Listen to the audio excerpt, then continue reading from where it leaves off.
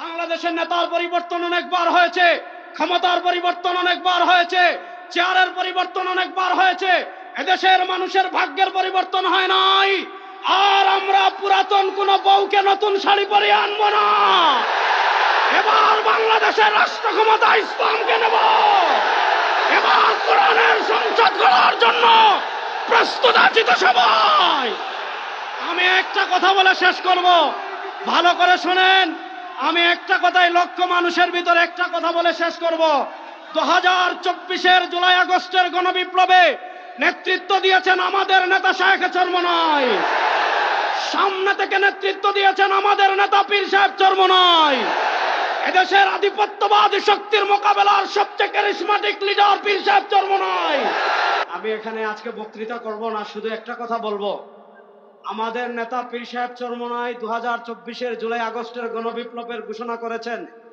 আমাদের মিশন শেষ না, বাংলাদেশের রাষ্ট্রীয় পর্যায়ে ইসলাম প্রতিষ্ঠা পর্যন্ত আমরা বিশ্রাম নেব না।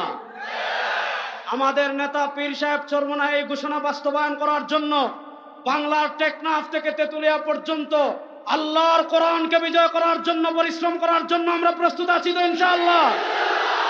আমাদের মরহুম পীর সাহেব চরমনাই রহমতুল্লাহ আলাইহি বলেছিলেন, শুধু নেতা নয়, নীতির পরিবর্তন চাই।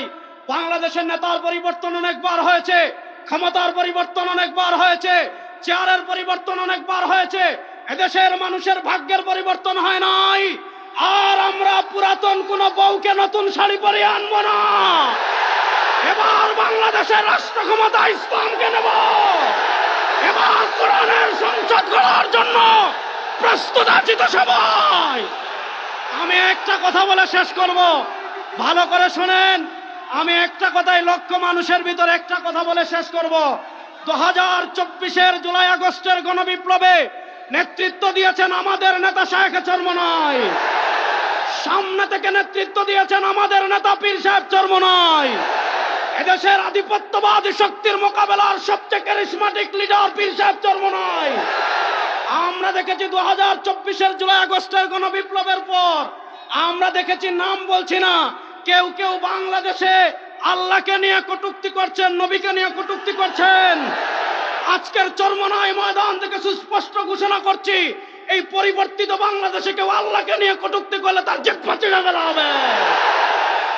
আমার নেতা ঘোষণা দিয়েছেন, সংসদে কোরআনের আলো জ্বালবো। প্রস্তুত আছেন মুসলমান? দেখা হবে রাজপথে ইনশাআল্লাহ। আসসালামু আলাইকুম।